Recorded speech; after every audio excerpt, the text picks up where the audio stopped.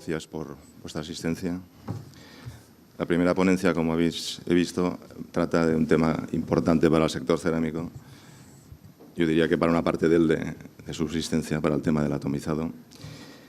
Y voy a intentar enfocar en la ponencia de cogeneración en base a la eficiencia energética.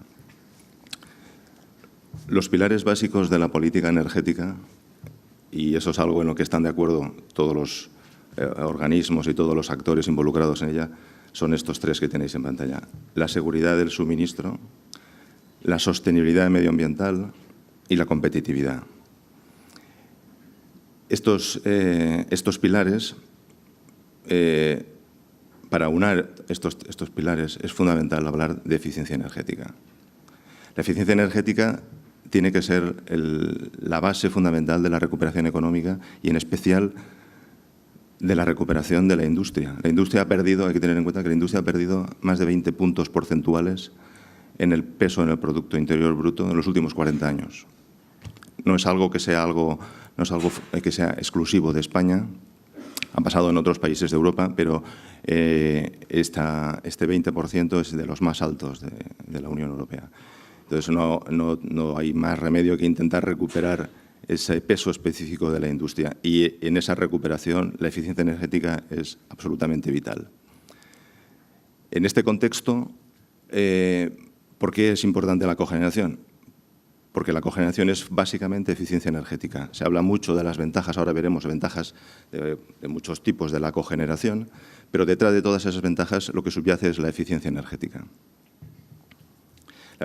Solamente aunque todos conocemos lo que es la cogeneración, por una pequeña introducción, entendemos por cogeneración la producción simultánea de energía mecánica, que es posteriormente convertida en energía eléctrica en un generador, y de energía calorífica, térmica, en forma aprovechable de fluidos, gases calientes o líquidos. En el caso del sector cerámico, claramente son gases calientes para secado directo, que es una de las tecnologías posibles dentro de la cogeneración.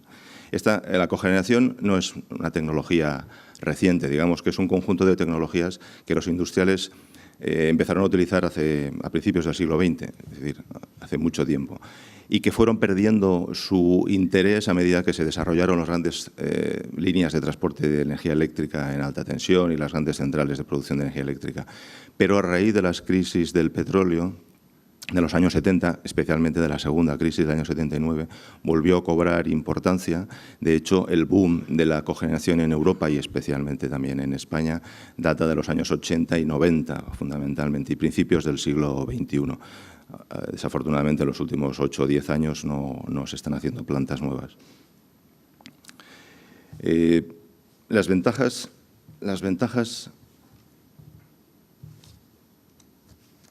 inherentes a la cogeneración hay que distinguir siempre desde el punto de vista del industrial o desde el punto de vista del Estado, porque son distintas. Desde el punto de vista del industrial es muy sencillo, es un ahorro económico, es tratar de optimizar sus recursos energéticos y aumentar su competitividad.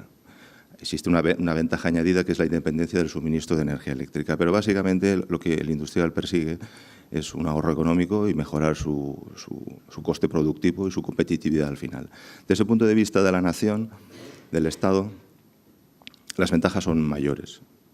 Por supuesto, hay un ahorro económico derivado, como veremos, de un ahorro de energía primaria y, por lo tanto, una mejora de la balanza de pagos y una menor dependencia energética del exterior que se traduce en un ahorro económico también. Pero existen otra serie de ventajas como la disminución de la contaminación medioambiental, la mejora del sistema eléctrico nacional. Todas estas ventajas, que podríamos hablar de cada una de ellas con extensión, detrás de todas estas ventajas, ¿qué es lo que subyace? Es la eficiencia energética. La pregunta sería, ¿por qué la cogeneración es eficiencia energética? Pues porque existe un ahorro implícito en el uso de la tecnología de cogeneración, derivado del ahorro que supone el consumo de energía en esa central de cogeneración, comparado con el consumo de energía que existiría para la producción separada de la misma energía eléctrica producida por la central de cogeneración en una central convencional, térmica convencional, y además un combustible utilizado para las necesidades de demanda térmica de la planta. Con lo cual, estamos viendo que la eficiencia de la cogeneración está en el ahorro de energía primaria, del conjunto del Estado. Es decir, cuando un industrial piensa en cogeneración, muchas veces de forma equivocada piensa, quiero disminuir mi consumo energético. No es cierto. Es decir, la planta cerámica en este caso, el atomizador, la planta cerámica en general, va a consumir la misma energía, porque tenga cogeneración o no tenga. Es decir, lo que va a hacer es optimizar sus recursos energéticos desde el punto de vista económico, derivado de los distintos precios que existen en el mercado de la energía eléctrica y del gas. El que obtiene de verdad un ahorro de energía primaria es el conjunto del Estado. Y ese es digamos que es un matiz importante. Es decir, el industrial no obtiene una disminución del consumo de gas natural, de energía en general de su planta, sino que normalmente tiene un aumento de consumo energético, pero optimiza económicamente. En cambio, desde el punto de vista de la nación, la optimización es energética y económica, de las dos. Entonces, en un ejemplo se ve muy claramente. Imaginaros que tenemos una industria que tiene unas necesidades energéticas, 30 unidades energéticas de electricidad y 60 unidades energéticas de calor, 90 unidades energéticas de demanda. En una central convencional, es decir, hay que establecer términos de comparación. Establecemos términos, la cogeneración utiliza un combustible, con lo cual hay que compararla con una central convencional de combustible, de gas natural. El concepto BAT son las siglas en inglés de la mejor tecnología disponible, las siglas en inglés. Entonces, si comparamos cuál es la mejor tecnología disponible con gas natural hoy en día, los ciclos combinados. Estamos hablando de ciclos combinados que tienen del orden del 60% de rendimiento eléctrico, que no está nada mal, con las modernas grandes turbinas de gas con rendimientos eléctricos y después la turbina de vapor, el conjunto del ciclo combinado, como sabéis, turbina de gas, turbina de vapor, las modernas turbinas, estamos hablando de 50 y tantos, 60%. Con esto hay que comparar la cogeneración. Entonces, en una central convencional, el rendimiento eléctrico puede estar en torno a ese 50 y muchos por ciento que os pongo aquí, 56, 57, 58 se están obteniendo. Actualmente las instaladas están en ese entorno, 56%, pero ya hay turbinas de gas que están alcanzando algún porcentaje mayor. Para conseguir esas 30 unidades eléctricas, en una central el consumo tiene que ser de 54 unidades. Y para las 60 unidades de calor, digamos, con una combustión, con un rendimiento térmico del 90%, necesitamos, que es habitual por ejemplo, en calderas o en quemadores, sacando una media de lo que puede ser un rendimiento de una combustión, tenemos 67 unidades en origen. Con lo cual, si sumamos 54 y 67, tenemos 121 unidades en origen de combustible para tener esas 90 unidades disponibles en la planta cerámica. Mientras que si tenemos una planta de cogeneración, con las mismas, lógicamente está aplicada en una fábrica donde las necesidades son las mismas, que no disminuyen su consumo, el atomizador, la industria cerámica sigue consumiendo la misma energía. Esas 90 unidades en una central de cogeneración con un rendimiento eléctrico de la turbina del orden del 30%, que suele ser la media, turbinas más pequeñas, algo menos, turbinas más grandes, algo más, la media puede estar en torno al 30%, y con un rendimiento térmico aprovechable de los gases de combustión que se utilizan en el atomizador, en el entorno también del 60%, que puede ser una cifra buena pero alcanzable, estamos hablando de que en origen necesitamos 100 unidades con esos rendimientos. Con lo cual, para esta misma, veis en origen, 121, 100. Si hacemos la proporción, 121 menos 100, en proporción a 121 en porcentaje, obtenemos un 17%. Ese 17% es el ahorro de energía primaria.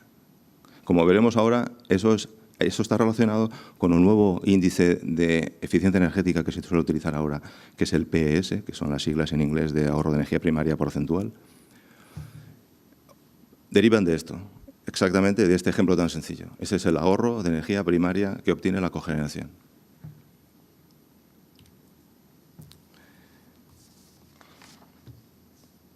Las instalaciones de cogeneración normalmente son de tamaño pequeño en comparación con las grandes centrales de producción, con lo cual no pueden aprovecharse de las economías de escala, con lo cual por kilovatio instalado suelen ser algo más caras que las grandes centrales.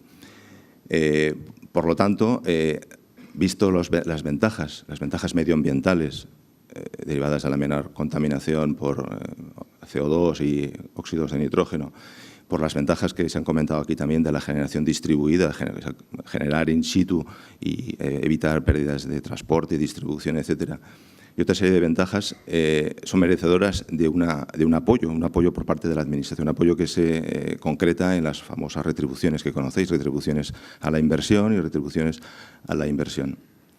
Entonces, claro, hay que demostrar, cuando una planta de cogeneración está en funcionamiento, tiene que demostrar que esa central es merecedora de esas retribuciones. ¿Cómo? Hay que demostrar que ese objetivo de eficiencia energética, de ahorro de energía primaria al final que está suponiendo para el conjunto del Estado, se están cumpliendo. Con lo cual, la medida de esa eficiencia energética es fundamental. Y es importante no solo para las administraciones que están colaborando, que están soportando unas retribuciones, ayudando a la tecnología por la serie de ventajas que para el conjunto del Estado tiene, sino también, lógicamente, por unas razones obvias para el industrial, puesto que si está cumpliendo los índices de eficiencia energética, es una prueba inequívoca de que está operando la planta como debe y está obteniendo los beneficios económicos que debe obtener. Es una planta que no cumple con los índices de eficiencia energética, que ahora veremos, es una planta que muy difícilmente está generando un ahorro económico.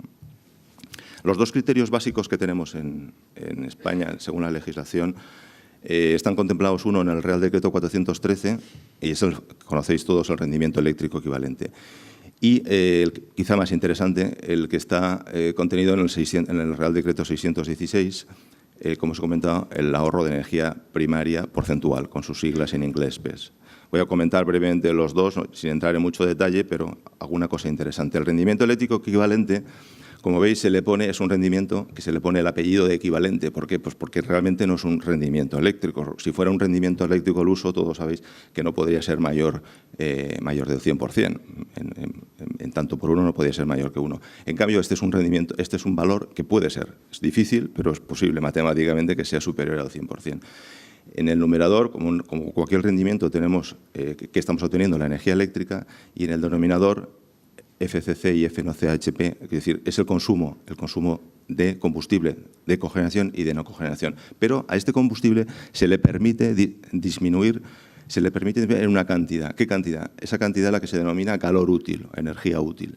Es la energía útil que realmente la central de cogeneración está ofreciendo a la industria cerámica. Es decir, la energía útil es la energía que está facilitando a la industria cerámica para una demanda determinada de calor sin superarla y que sea además económicamente justificable. Es una definición que está contenida en la famosa guía técnica que se publicó, puesto que la cogeneración es un conjunto de tecnologías. La evaluación de las plantas de cogeneración no es sencilla. Aquí en el sector cerámico estamos hablando de ciclos simples con turbina de gas, secado directo. Es una de las muchas tecnologías disponibles, con lo cual los criterios de evaluación son múltiples y el Ministerio al final publicó, está publicado en el BOE, además es una ley, es decir, una guía técnica para la evaluación de esta guía técnica está la definición de energía útil, calor útil, a veces conocido como calor útil, porque al final es un calor lo que estamos utilizando en forma de fluidos calientes, como os he dicho. Esta energía útil hay que distinguirla de la energía no útil que hay en una central de cogeneración. En vuestro caso concreto, en el caso de los atomizadores, por ejemplo, el consumo de combustible en el quemador de postcombustión, una vez los gases de la turbina ya se acercan hacia el atomizador, ese extra consumo de gas en el quemador de postcombustión no es energía útil. Es el H no CHP. Hay que contemplarlo en la fórmula. Matemáticamente, si quitamos F no CHP y H no CHP, matemáticamente el resultado es el mismo, pero conceptualmente no. Entonces, es mejor, digamos, aplicarla tal cual está en la guía técnica.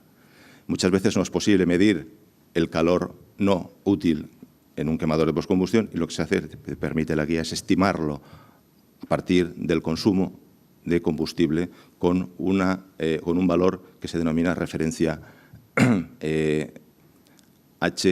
es decir, la referencia de producción de calor separada en las mismas condiciones. Hasta ahora era el 0,82, como sabéis todos, a partir de ahora será el 0,84. Este rendimiento eléctrico, según la normativa, el valor mínimo que hay que cumplir depende de la tecnología, turbina, motor, depende del combustible. Para concretar, gas natural, sector cerámico, turbinas, que es la aplicación estrella, es el 59%.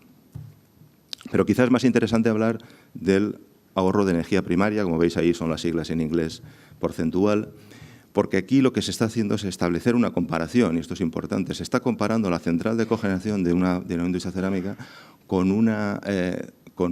lo que sería la producción separada, como os he comentado, de la misma energía eléctrica en una central convencional, con la mejor tecnología disponible, concepto BIT, y con un combustible necesario para la demanda térmica. En este caso lo que se hace es calcular el rendimiento eléctrico, el CHPE-NU de la central, dividirlo por la referencia de generación separada de la energía eléctrica que establece la Unión Europea, calcular el rendimiento térmico, que es el CHP-HNU, y dividirlo por la misma referencia de producción de calor separado. Y en esta fórmula, que parece muy complicada, pero si vierais la génesis es muy sencilla, simplemente comparar el consumo energético en una central con la producción separada, algo parecido a lo que he hecho en este ejemplo que hemos visto antes cuando teníamos el 17%, hay que conseguir que este valor sea superior al 10%. Eso, conceptualmente, ¿qué quiere decir? Quiere decir que se le está pidiendo a una central de cogeneración que sea como mínimo el 10% mejor que la mejor de las tecnologías para producir energía eléctrica y calor por separado. Es decir, lo mejor que existe hoy lo que llaman los ingleses el state of the art para producir esta energía, a la central de cogeneración se le está pidiendo un 10% como mínimo. En el sector cerámico, afortunadamente, con secado, en aplicaciones de secado directo y con las turbinas, modernas turbinas de gas, con más del 30% de rendimiento eléctrico, no es relativamente sencillo alcanzar ese 10%. La mayoría de las centrales que yo conozco del sector cerámico están en valores muy superiores, del 15, 17, 18, incluso superiores al 20%. Con lo cual, imaginaros la cantidad de eficiencia energética que se está obteniendo con estas instalaciones y el ahorro de energía primaria que al final supone para ahí. Es una gran ventaja para esa famosa recuperación industrial que necesitamos para el país.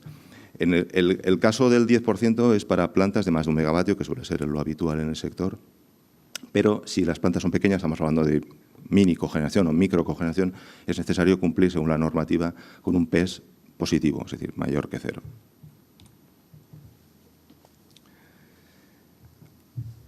Las condiciones básicas para que una central debe obtener o debe tratar de conseguir para que se obtengan esta energía primaria, este ahorro de energía primaria, esta eficiencia, son estas tres que os pongo aquí.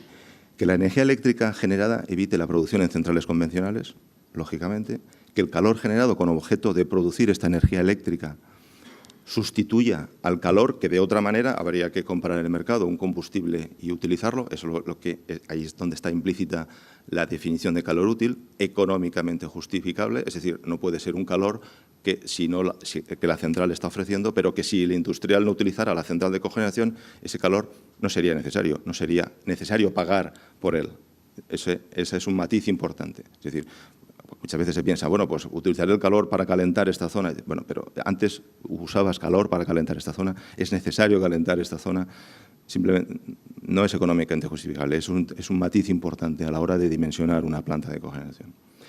Y el tercero, que exista un sistema energético que permita que una central pueda utilizar el 100% de la energía que utiliza. Es decir, una turbina de gas tiene un rendimiento eléctrico del 30, del 32, del 34%, si está al 100%. La turbina de gas es una máquina que a medida que disminuye su carga, disminuye su rendimiento eléctrico, con lo cual no es interesante operar una central de cogeneración con turbina de gas al 50%, pues porque el rendimiento eléctrico se desploma y es ruinoso. Los motores de gas mantienen lo que se llama derating hasta un cierto valor más bajo, del orden del 70%, 75% pueden mantener el rendimiento, es decir, la curva de rendimiento es mucho más plana que de una turbina de gas, ¿no? Pero la turbina de gas necesita trabajar al 100%, en la medida de lo posible. Puede bajar por necesidades de trabajo en isla puntualmente a un porcentaje menor, pero en general en sus medias anuales ha de trabajar al 100%. Para eso como la curva de demanda no es plana, la curva de demanda de una fábrica es variable en función de las horas del día, noche, día, etcétera, fin de semana, es necesario que exista un sistema energético que permita vender ese excedente de energía eléctrica o bien venderlo todo si están en la situación de venta de toda la energía.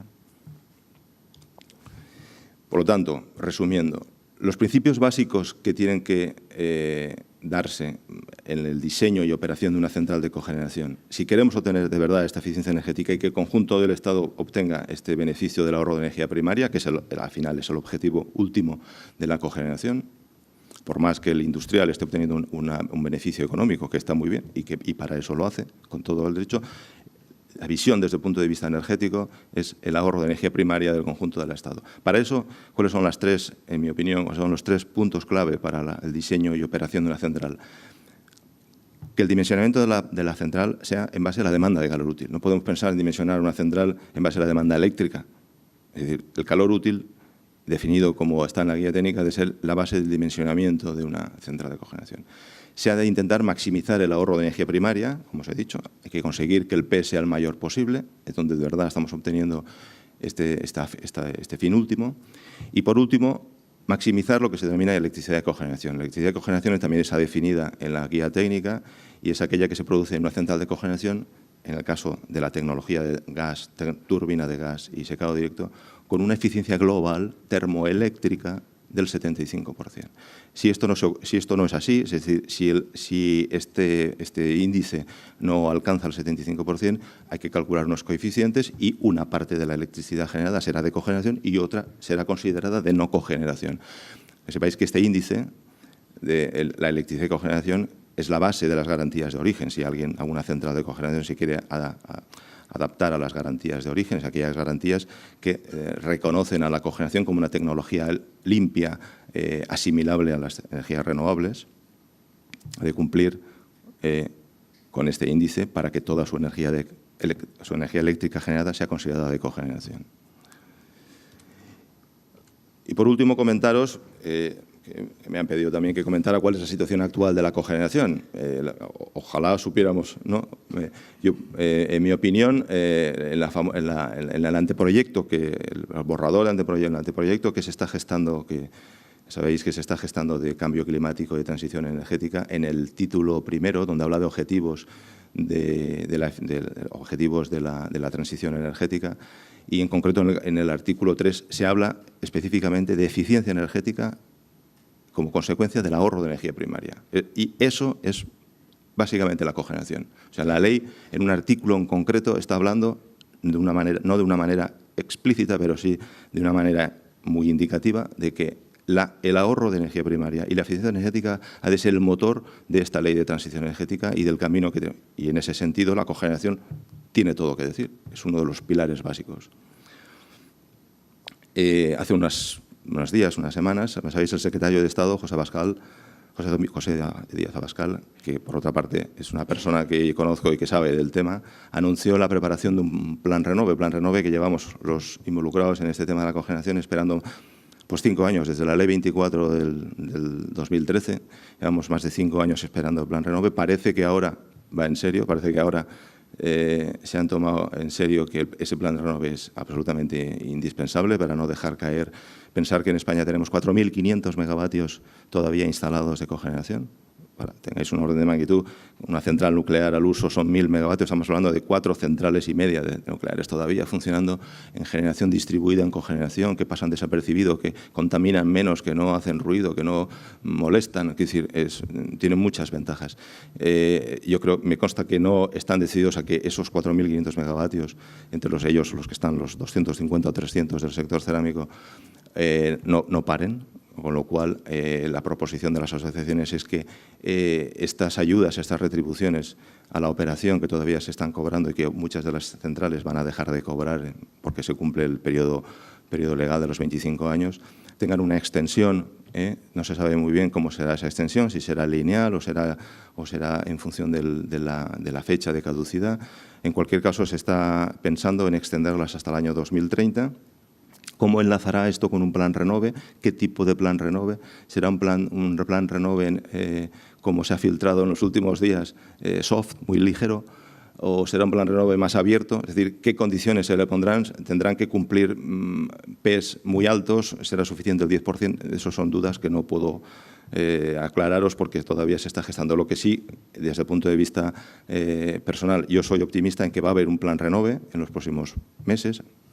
El secretario de Estado ha hablado 2 o 3 meses, quizá no sean 2 o 3, sea algo más, pero parece que estamos al final del recorrido, que habla un plan Renove y una extensión de las retribuciones para al menos mantener la potencia instalada hasta el año 2030. Yo personalmente no soy tan optimista para nuevas plantas, porque se está hablando de subastas en periodos de 5 años, como existen en otros países, por ejemplo en Alemania y en otros, donde hay unas subastas determinadas para que los industriales subasten, pujen por su central en periodos de 5 años, que pueden reducirse a 2,5, pero creo que el aumento del parque de cogeneración va a ser poco a poco, de forma que el mix energético en el año 2040-2050 se está hablando de energías renovables y la única energía gestionable va a ser el gas natural. Bueno, hay alguna renovable gestionable como la biomasa, pero desde el punto de vista de combustible tradicional, el gas va a ser la única energía gestionable.